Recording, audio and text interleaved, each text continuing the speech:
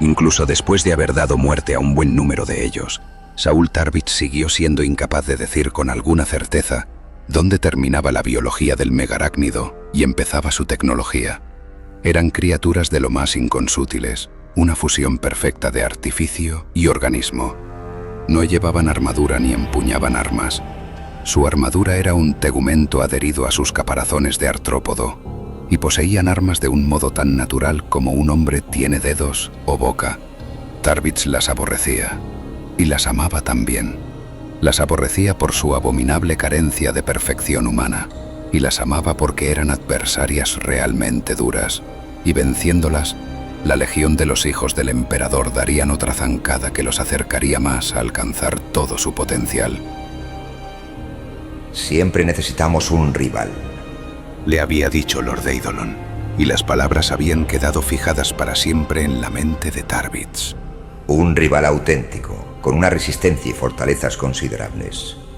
Únicamente contra un rival así se puede medir adecuadamente nuestra bravura. No obstante, había más en juego allí que la bravura de la Legión, y Tarvitz lo comprendía solemnemente. Los hermanos Astartes tenían problemas, y aquello era una misión, aunque nadie había osado realmente usar el término, de rescate. Era del todo impropio sugerir abiertamente que los ángeles sangrientos necesitaran que los rescataran. Refuerzos. Esa era la palabra que se les había dicho que utilizaran, pero era difícil reforzar lo que uno no podía encontrar. Llevaban 66 horas en la superficie de muerte y no habían encontrado ninguna señal de las fuerzas de la 140 expedición, ni tampoco, en su mayor parte, de sus propios compañeros. El comandante general Eidolon había asignado a toda la compañía para el desembarco en la superficie. El descenso había sido asqueroso, peor de lo que les habían advertido antes del desembarco, y las advertencias ya habían sido de lo más desalentadoras. Perturbaciones atmosféricas de pesadilla habían desperdigado sus cápsulas de desembarco como si fueran desperdicios, arrojándolos totalmente fuera de los vectores de aterrizaje proyectados. Tarvitz sabía que era probable que muchas de las cápsulas ni siquiera hubieran conseguido llegar al suelo intactas, y se encontraba con que era uno de los dos capitanes a cargo de poco más de 30 hombres, aproximadamente un tercio de los efectivos que componían la compañía, y todo lo que se había podido reagrupar tras el aterrizaje en el planeta. Debido a las interferencias que provocaba la tormenta, no podían contactar con la flota que permanecía en órbita, ni con Eidolon, ni con ninguna otra sección de las fuerzas de desembarco. Suponiendo que Eidolon ni cualquier otra sección de las fuerzas de desembarco hubieran sobrevivido, toda la situación olía a lamentable fracaso. Y el fracaso no era un concepto que a los miembros de la Legión de los Hijos del Emperador les gustara contemplar. Para convertir el fracaso en otra cosa, no tenían más elección que proseguir con el cometido de la operación. Así que se desplegaron siguiendo un modelo de búsqueda para encontrar a los hermanos que habían venido a ayudar. Por el camino, a lo mejor, podrían reunirse con otros elementos de sus desperdigadas fuerzas o incluso localizar algún marco geográfico de referencia. El entorno del lugar de desembarco era desconcertante. Bajo un cielo de un blanco esmaltado, lleno de chisporroteos y mancillado por las tormentas escudo de los megarácnidos, el terreno era una llanura ondulante de rojo polvo ferroso, en el que crecía un mar de gigantescos tallos de hierba de un color gris blanquecino, como hielo sucio. Cada tallo, tan grueso como el muslo acorazado de un hombre, se alzaba verticalmente hasta una altura de 20 metros, correoso, seco y erizado de púas. Se balanceaban suavemente bajo el viento radiactivo, pero tal era su tamaño, a nivel del suelo, que el aire estaba inundado con los crujidos y chirridos de sus estructuras en movimiento. Los astartes avanzaban entre el gimiente bosque de tallos, igual que piojos en un campo de trigo. había poquísima visión lateral. Muy por encima de sus cabezas, los verticales brotes cabeceantes se erguían hacia las alturas y señalaban, incriminadores, el resplandor coagulado del cielo. Alrededor de ellos, los tallos habían crecido tan pegados unos a otros que un hombre solo alcanzaba a ver a unos pocos metros de distancia en cualquier dirección. Las bases de la mayoría de los tallos estaban repletos de hinchadas larvas negras, una especie de bolsas del tamaño de la cabeza de un hombre, apelotonadas como tumores aproximadamente en el metro de tallo situado más cerca del suelo. Las larvas no hacían otra cosa que permanecer allí aferradas y, presumiblemente, beber. Mientras lo hacían, emitían un misterioso silbido siseante que aumentaba la acústica sobrenatural del suelo del bosque. Bull había sugerido que las larvas podrían ser formas infantiles del enemigo y, durante las primeras horas, se habían dedicado a destruir sistemáticamente todas las que habían encontrado con lanzallamas y espadas, pero la tarea era agotadora e interminable. Había larvas por todas partes y finalmente habían decidido dejarlo correr y hacer caso omiso de las bolsas siseantes. Además, el licor fétido que brotaba de las larvas cuando las atacaban dañaba los filos de sus armas y dejaba marcas en las armaduras allí donde las salpicaba. Lucius, el camarada capitán de Tarbits, encontró el primer árbol y los llamó a todos para que se acercaran a inspeccionarlo. Era una cosa curiosa, compuesta al parecer de una piedra blanca calcificada, y empequeñecía el circundante mar de tallos. Tenía la forma de una seta con un amplio sombrerete, una cúpula de 50 metros sostenida por un grueso tronco achaparrado de 10 metros de ancho. La cúpula era una complicada semiesfera de afiladas espinas de color hueso, enmarañadas y terriblemente puntiagudas, con púas que tenían una longitud de 2 o 3 metros. ¿Para qué es esto? Para nada. Es un árbol, no tiene ningún propósito. En aquello Lucius se equivocaba. Lucius era más joven que Tarbits, si bien los dos tenían edad suficiente para haber visto muchas maravillas en su vida. Eran amigos, excepto que la balanza de su amistad estaba marcada e invisiblemente inclinada en una dirección. Saúl y Lucius representaban el aspecto bipolar de la Legión. Como todos los hijos del emperador, estaban consagrados a la persecución de la perfección militar. Pero Saúl se mantenía diligentemente con los pies bien puestos en el suelo, en tanto que Lucius era ambicioso. Hacía tiempo que Saúl Tarbits había comprendido que Lucius lo aventajaría un día en honor y rango. Era posible que Lucius se convirtiera en comandante general a su debido tiempo, parte del reservado círculo interior del tradicionalmente jerárquico núcleo de la Legión. A Tarbits no le importaba.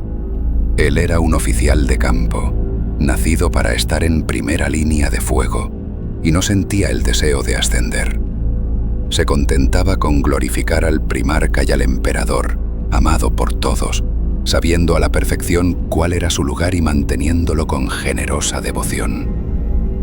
Lucius se mofaba festivamente de él en ocasiones, afirmando que Tarbits intimaba con los soldados rasos porque no podía ganarse el respeto de los oficiales.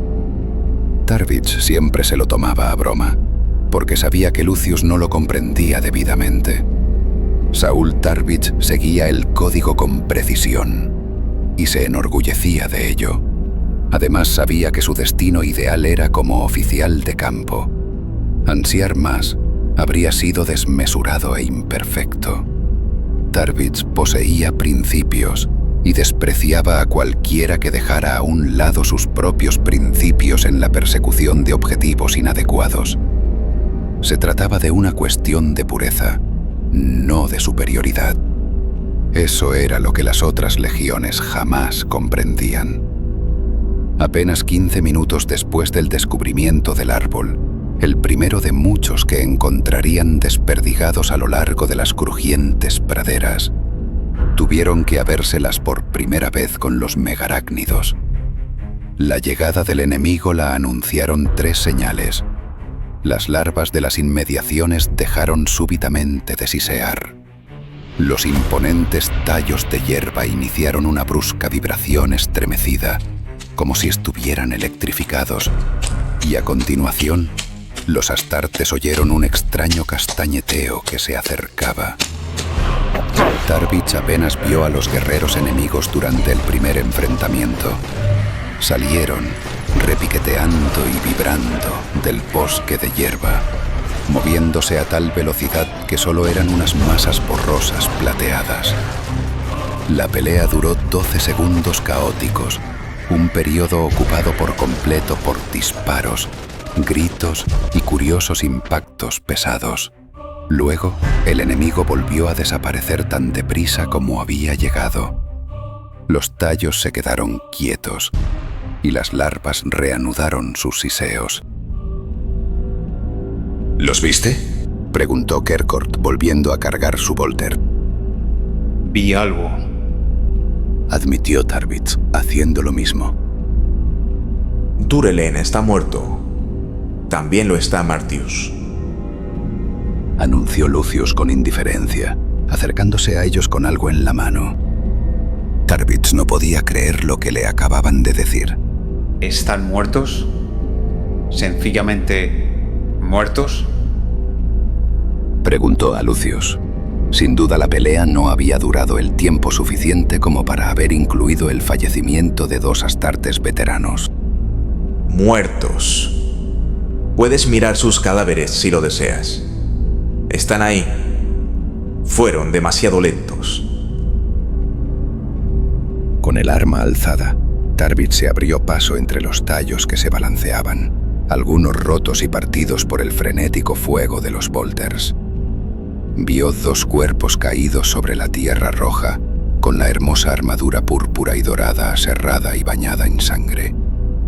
Consternado, apartó los ojos de la carnicería. Localiza a Barras, ordenó a Kerkort, y el hombre se marchó en busca del apotecario. ¿Matamos algo?, preguntó Bulle. Le di a algo, anunció Lucius con orgullo. pero no encuentro el cuerpo. Dejó esto. Sostuvo en alto lo que llevaba en la mano. Era una extremidad, o parte de ella, larga, delgada, dura. La parte principal, de 1 metro de longitud, era una cuchilla ligeramente curva, al parecer fabricada con zinc peinado o hierro galvanizado. Finalizaba en una punta increíblemente afilada. Era delgada, no más gruesa que la muñeca de un hombre adulto. La larga hoja finalizaba en una articulación que se ensanchaba y que la sujetaba a una sección más gruesa de la extremidad.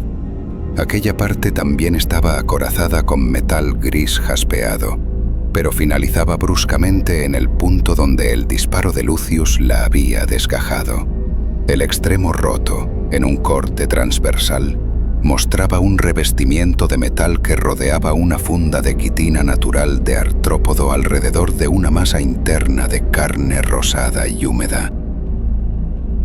¿Es un brazo?, preguntó Bulle. Es una espada, corrigió Katz. ¿Una espada con una articulación?, resopló Bulle. ¿Y con carne dentro? Lucius sujetó la extremidad, justo por encima de la articulación, y la blandió como un sable. La balanceó contra el tallo más próximo y lo atravesó limpiamente. Con un prolongado estrépito, el enorme tallo seco se vino abajo, desplomándose sobre otros al caer. Lucius empezó a reír, pero enseguida lanzó un grito de dolor y soltó la extremidad. Incluso la parte de la base de esta, por encima de la articulación, tenía filo, y era tan cortante que la fuerza de la mano al sujetarla había provocado que se cortara a través del guantelete. ¡Ah! Me ha hecho un corte. Se quejó Lucius, dando golpecitos al guante perforado. Tarvitz bajó los ojos hacia la extremidad, doblada e inmóvil en el suelo rojo. No me sorprende en absoluto que nos puedan hacer trizas.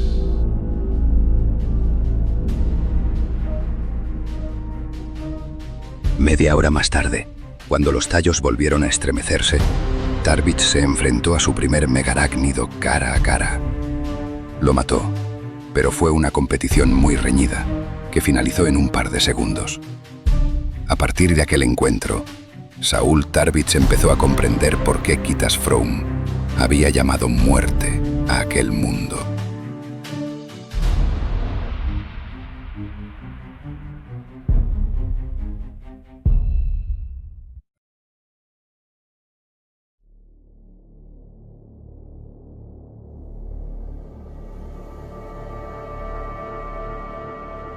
La enorme nave de guerra salió disparada como una ballena surgiendo de las aguas del borrón de no luz que era su punto de retraslación, y regresó otra vez al cosmos silencioso y físico del espacio real, con un impacto estremecedor.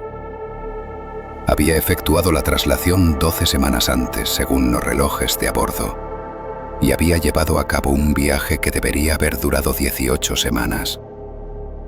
Se habían puesto en juego enormes poderes para acelerar el tránsito. Poderes que solo un señor de la guerra podía invocar.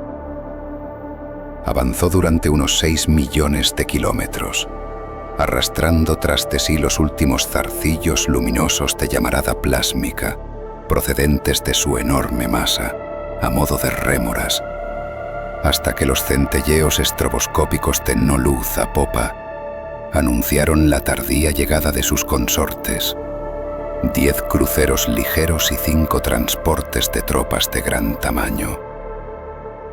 Los rezagados encendieron los motores de espacio real y corrieron cansinamente a colocarse en formación junto a la gigantesca nave insignia.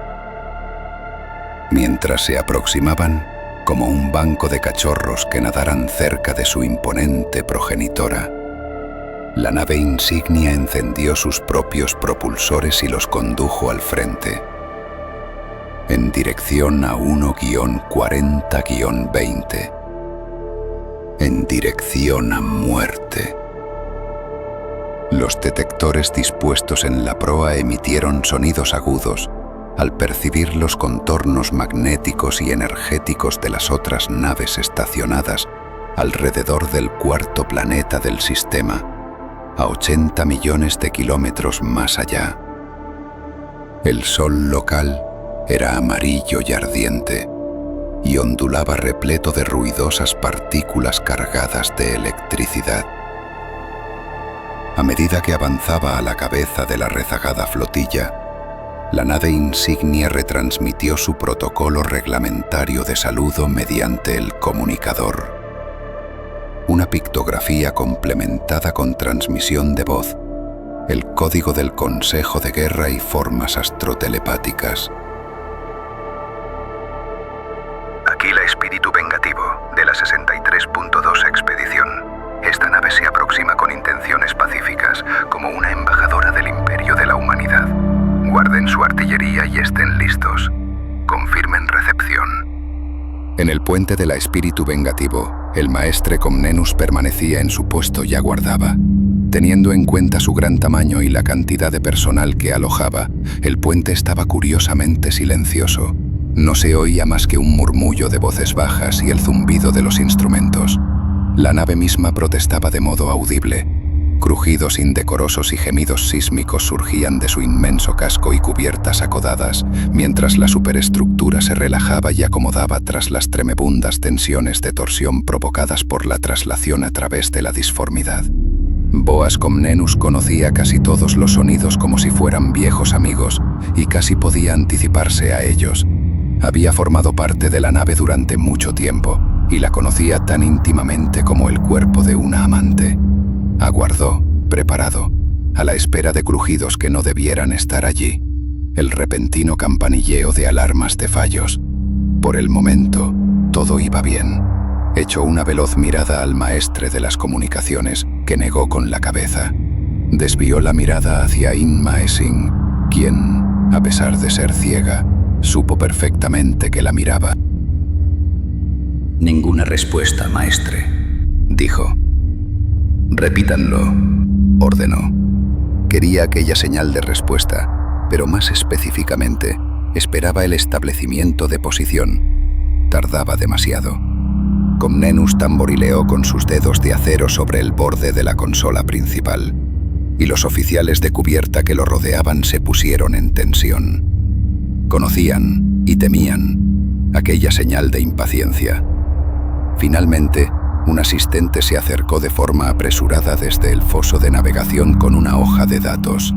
Es posible que el asistente tuviera la intención de disculparse por el retraso, pero Comnenus alzó los ojos rápidamente hacia él con un zumbido de lentes potenciadores que indicaba: «No espero que hable». El asistente se limitó a tenderle la hoja para su examen. Comnenus la leyó, asintió y la devolvió. «Comunícalo y que quede registrado», dijo. El asistente se detuvo el tiempo suficiente para que otro oficial de cubierta copiara la hoja para el diario principal de tránsito. Luego, ascendió presuroso por la escalera posterior del puente en dirección a la cubierta del Strategium. Allí, tras saludar, lo entregó al jefe de guardia, que lo tomó, se dio la vuelta y dio 20 pasos hasta las puertas de cristal blindado del Sancta Sanctorum, donde lo entregó a su vez al jefe de la escolta. El jefe de la escolta, un astartes imponente con la armadura dorada de los custodios, leyó la hoja rápidamente, asintió y abrió las puertas. Alargó la hoja a la figura solemne de Malohurst ataviada con una túnica que esperaba justo al otro lado. Malogars leyó también la hoja, asintió a su vez y volvió a cerrar las puertas. Se confirma la posición y se ha introducido en el diario. 1:40:20. Sentado en un sillón de respaldo alto que se había acercado las ventanas de las portillas para disponer de una mejor visión del campo de estrellas del exterior, el señor de la guerra aspiró profunda y pausadamente. Se toma nota de la conclusión de la travesía. Que se registre mi acuse de recibo. Los 20 escribas que aguardaban alrededor de él garabatearon los detalles en sus manifiestos, inclinaron la cabeza y se retiraron. Malogarst. El señor de la guerra volvió la cabeza para mirar a su palafrenero. Envía a Boas mis saludos, por favor.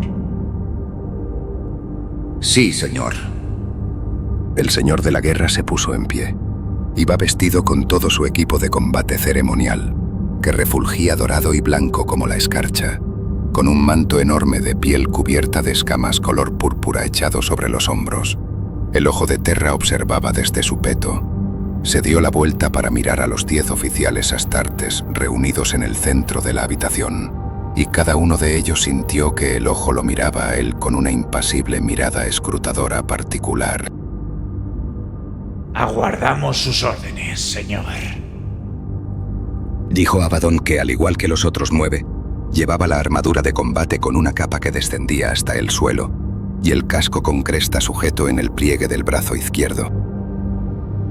Y estamos donde se supone que debemos estar, indicó Torgadón. Y vivos, lo que siempre es un buen principio. Una sonrisa amplia cruzó por el rostro del señor de la guerra. Ya lo creo que lo es, Tariq. Miró a los ojos a cada uno de los oficiales por turno. Amigos, parece que tenemos una guerra alienígena que disputar. Eso me satisface. Orgulloso como estoy de nuestros logros en 63-19, esa fue una lucha dolorosa que llevamos a cabo. Pues soy incapaz de obtener satisfacción de una victoria sobre los de nuestra propia raza, sin importar lo desatinadas o testarudas que fueran sus filosofías. Limita al soldado que hay en mí, e inhibe mi deleite en la guerra, y todos nosotros somos guerreros, vosotros y yo. hechos para el combate, criados, adiestrados y disciplinados, excepto vosotros dos. Horus sonrió con complicidad, señalando con la cabeza a Abaddon y a Luxedirae. Vosotros matáis hasta que os tengo que decir que paréis. E incluso entonces tenéis que alzar la voz, añadió Torgadon, y la mayoría de los presentes rieron. Así pues, una guerra alienígena es un deleite para mí. Un adversario claro y sencillo. Una oportunidad de librar una guerra sin limitaciones, pesar o remordimiento. Vayamos y seamos guerreros por un tiempo. Pura y llanamente. Eso, chilló el anciano Lacton Curus, serio y sobrio, a todas luces preocupado por la constante frivolidad de Torgadon. Los otros 9 se mostraron más modestos en su asentimiento. Horus condujo fuera del Sancta Sanctorum, a la cubierta del Strategium, a los 4 capitanes del Marnival y a los comandantes de compañía. Sedirae de la 13ª, Curus de la 3ª, Targost de la 7ª, Mar de la 18ª, Moi de la 19ª y Goshen de la 25ª. Ocupémonos de la táctica, dijo el señor de la guerra. Malogarst aguardaba preparado. Mientras movía en el aire su varita de control, detalladas imágenes holográficas fueron apareciendo resplandecientes por encima del estrado. Mostraban un perfil general del sistema, con caminos orbitales trazados y la posición y movimiento de los navíos localizados. Horus alzó la vista hacia los gráficos y alargó la mano. Sensores de actuación incorporados a las puntas de los dedos de sus guanteletes le permitieron dar vueltas a la exhibición holográfica y ampliar ciertos segmentos. 29 navíos. Pensaba que la 140ª tenía 18 naves en total. Eso se nos dijo, señor, respondió Malogarst. En cuanto abandonaron el Sancta Sanctorum, habían empezado a conversar en cthónico para preservar la confidencialidad táctica mientras se hallaban al alcance de los oídos del personal del puente. Aunque Horus no se había criado en Cthonia, algo fuera de lo normal para un primarca, no había madurado en el mundo que era la cuna de su legión. Hablaba con soltura el idioma. En realidad, lo hablaba con el particular tono duro palatal y vocales toscas de un capataz del hemisferio occidental, la más vulgar y ruda de las castas feroces de Cthonia. A Loken siempre le había divertido oír aquel acento. En un principio, había supuesto que se debía a que era así como el señor de la guerra lo había aprendido, precisamente de alguien que lo hablaba de aquel modo, pero ahora lo ponía en duda. Horus jamás hacía nada por casualidad, y Loken creía que el tosco acento cthónico del señor de la guerra era una afectación deliberada para poder parecer, ante los hombres, tan honrado y de tan extracción humilde como cualquiera de ellos. Malogarst consultó una placa de datos que le había facilitado un oficial de servicio que aguardaba. Confirmo que la 140ª se le dio una dotación de 18 navíos. Entonces, ¿qué son estos otros?, preguntó Aximan. ¿Naves enemigas? Estamos esperando el análisis de los sensores de perfil, capitán, respondió Malogarst. Y todavía no se ha recibido respuesta a nuestras comunicaciones. Di al maestre Comnenus que sea más categórico, dijo el señor de la guerra a su palafrenero. ¿Quiere que le dé instrucciones para que coloque a nuestra dotación en línea de combate, señor? Lo meritaré. Malogarst descendió cojeando los peldaños de la plataforma hasta el puente principal para hablar con Boas Comnenus. ¿Debemos formar una línea de batalla?, preguntó Horus a sus comandantes. ¿Podrían ser los contornos adicionales de navíos alienígenas?, preguntó Cruz, lleno de curiosidad. No tiene aspecto de despliegue de combate, respondió Aximan. Y From no dijo nada sobre navíos enemigos. Son nuestros. Intervino Loken. El señor de la guerra dirigió la mirada hacia él. ¿Eso crees, Garbiel? Me parece evidente, señor. Las tomas muestran un despliegue de naves ancladas. Formación imperial de anclaje.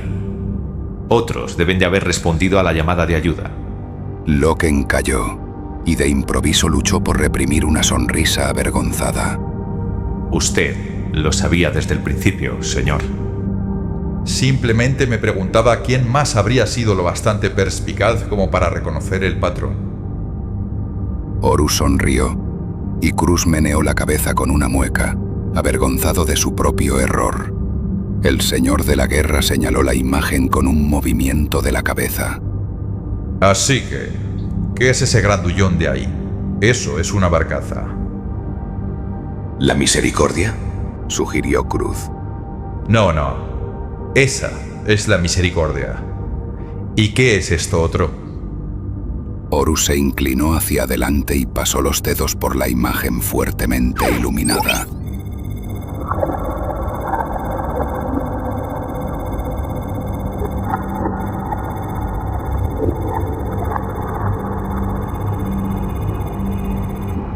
Parece como música, algo parecido a música. ¿Quién transmite música? Retransmisión de estaciones interiores, respondió Abaddon, estudiando su propia placa de datos. Balizas. La 140ª informó de 30 balizas en la parrilla del sistema. Senos. Sus transmisiones son repetitivas e intraducibles. ¿En serio? ¿No tienen naves, pero tienen radiofaros? Horus alargó los brazos y cambió la disposición de las imágenes a un detenido desglose de pautas de dispersión. ¿Es esto intraducible? Eso dijo la 140ª. ¿Nos hemos fiado de su palabra? Imagino que sí. Esto tiene algún sentido, decidió Horus, mirando con atención los gráficos luminosos. Quiero que se examine. Quiero que lo examinemos todos. Empezad con bloques numéricos estándar. Con respecto a la 140ª, no pienso fiarme de su palabra en nada.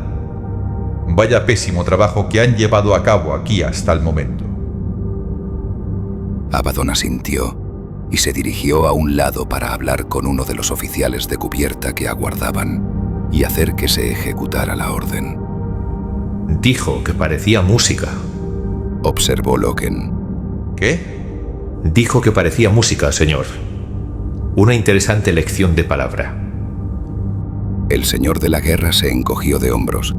Es matemático, pero tiene un ritmo secuencial. No es aleatorio. Música y matemáticas, Garbiel. Dos lados de una moneda.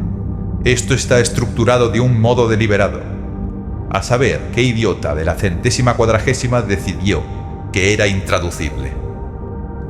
¿Lo ve con solo mirarlo? ¿No es evidente?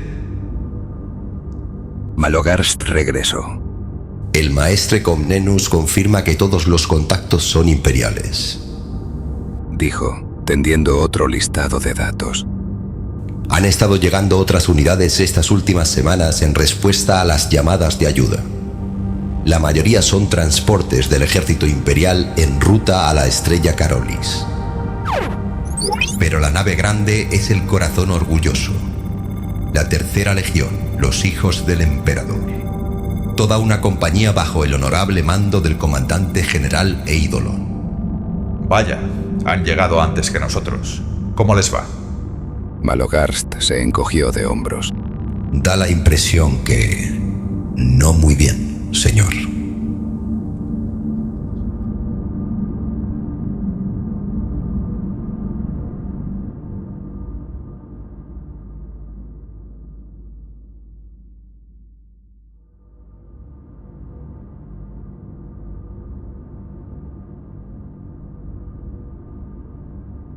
La designación oficial del planeta en el registro imperial era 140-20, por ser el mundo número 20 sometido a acatamiento por la flota de la 140 expedición.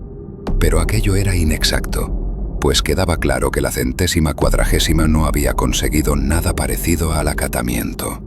Con todo, los hijos del emperador habían usado el número para empezar, ya que hacer otra cosa habría sido un insulto al honor de los ángeles sangrientos.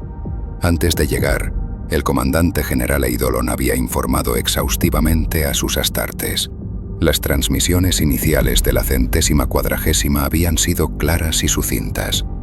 Kitas From, capitán de las 3 compañías de la Legión de los Ángeles Sangrientos que formaban el núcleo de la expedición, había informado de hostilidades Xenos a los pocos días de que sus fuerzas se posaran en la superficie de aquel mundo.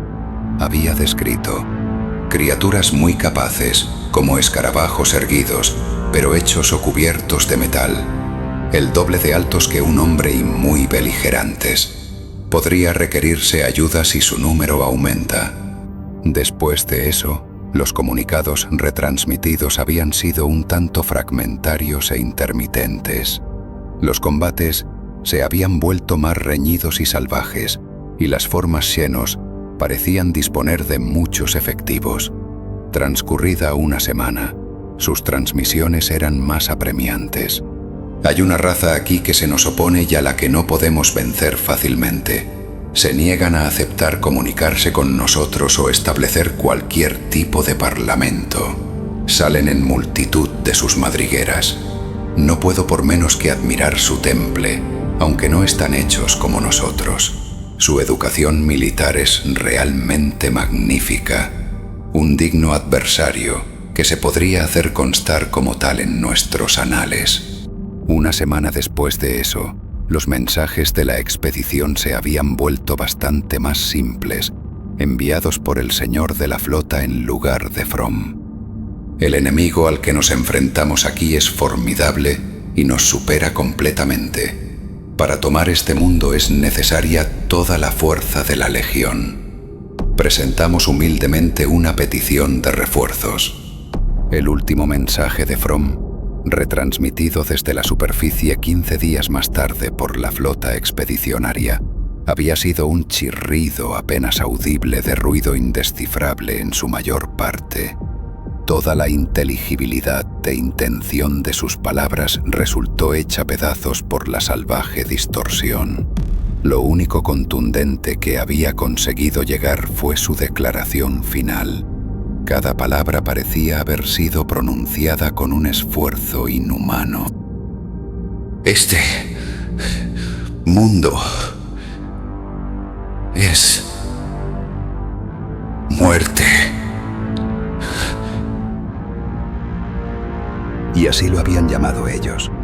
El destacamento de la Legión de los Hijos del Emperador era comparativamente pequeño en tamaño, simplemente una compañía de los efectivos principales de la Legión, transportada por la barcaza de combate Corazón Orgulloso, al mando de Lord Eidolon. Tras una breve gira de mantenimiento de la paz por los mundos recientemente sometidos en el cinturón del Satyr Lanxus, se dirigían a reunirse con su primarca y compañías hermanas en la estrella Carolis para iniciar un avance en masa sobre el cúmulo bipliegue menor. Sin embargo, durante su tránsito, la 140ª expedición inició sus peticiones de ayuda, y el destacamento era la unidad imperial más próxima en condiciones de responder. Lord Eidolon había solicitado permiso inmediato de su primarca para cambiar el rumbo e ir en ayuda de la expedición. Fulgrim había concedido su autorización al momento. Los miembros de la Legión Hijos del Emperador no dejarían jamás a sus hermanos astartes en peligro. Eidolon recibió la bendición inmediata y sin reservas de su primarca para cambiar el rumbo y apoyar a la cercada expedición. Otras fuerzas se apresuraban a ir en su ayuda. Se decía que un destacamento de la Legión de los Ángeles Sangrientos iba de camino, al igual que una respuesta contundente del Señor de la Guerra en persona, despachada desde la 63ª expedición. En el mejor de los casos, la más próxima de todas ellas se encontraba todavía a muchos días de distancia. El destacamento de Eidolon era la medida provisional, una respuesta crítica, los primeros en llegar al lugar. La barcaza de combate de Eidolon se había reunido con los navíos de operaciones de la 140ª expedición, anclados por encima de 1:40-20. La expedición era una pequeña fuerza compacta de 18 transportes de tropas y escoltas que daban apoyo a la noble barcaza de combate Misericordia. Su composición militar era de 3 compañías de ángeles sangrientos al mando del capitán From y 4.000 hombres del ejército imperial, con unidades blindadas afines, pero sin efectivos del Mechanicus. Matanual August, señor de la 140ª flota, había dado la bienvenida a Eidolon y a sus comandantes a bordo de la barcaza.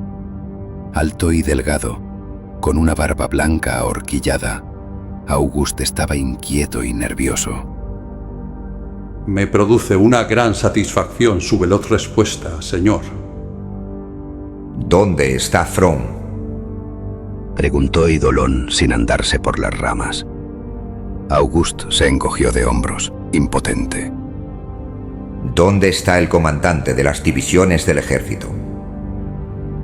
Se produjo un segundo y lastimero encogimiento de hombros. Están todos ahí abajo. Allí abajo, en muerte. El mundo era un globo nebuloso y gris, veteado por los dibujos que realizaban las tormentas en la atmósfera.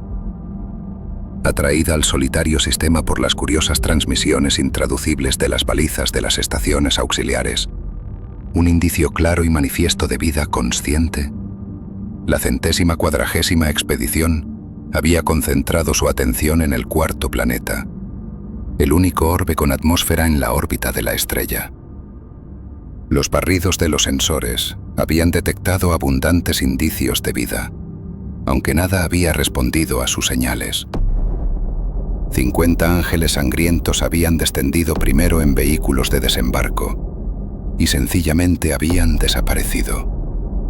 Los previamente tranquilos períodos climatológicos habían mutado para convertirse en tempestades violentas en el mismo instante en que los vehículos de desembarco habían penetrado en la atmósfera, como si se tratara de una reacción alérgica, y los habían engullido. Debido al clima repentinamente volátil, la comunicación con la superficie era imposible. Otros 50 habían seguido a los primeros y habían desaparecido igualmente. Fue entonces cuando From y los oficiales de la flota habían empezado a sospechar que las formas de vida de 1:40-20 gobernaban de algún modo sus propios sistemas climáticos a modo de defensa. Los inmensos frentes de tormentas, más tarde llamados tormentas escudo, que se habían alzado al encuentro de los vehículos que se dirigían a la superficie, probablemente los habían destruido totalmente. Después de eso, From había utilizado cápsulas de desembarco, los únicos vehículos que parecían sobrevivir al descenso.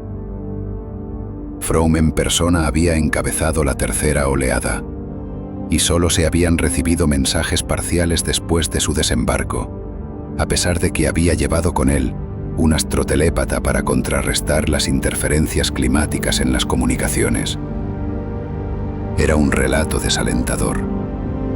Sección a sección, August había hecho descender a los astartes y a los miembros del ejército de su expedición a la superficie, en un vano intento de responder a las súplicas entrecortadas de From para que le enviaran refuerzos. Estos, o bien habían sido destruidos por las tormentas, o se habían perdido en la impenetrable vorágine del suelo. Las tormentas escudo, una vez activadas, se negaban a extinguirse. No existían pictografías claras de la superficie, ni exploraciones topográficas decentes, ni tampoco enlaces o líneas de comunicación viables. 1-40-20 era un abismo del que nadie regresaba. Vamos a entrar a tierras, había anunciado Eidolon a sus oficiales. Un descenso en cápsulas de desembarco. Tal vez debería esperar, señor, había sugerido August. se nos ha informado de que una fuerza de ángeles sangrientos está de camino para relevar al Capitán Thru, y que los lobos lunares están solo a 4 días de viaje. Unidos, tal vez podrían... Aquello lo decidió. Tarbit sabía que Lord Eidolon no tenía la menor intención de compartir ninguna gloria con la élite del Señor de la Guerra.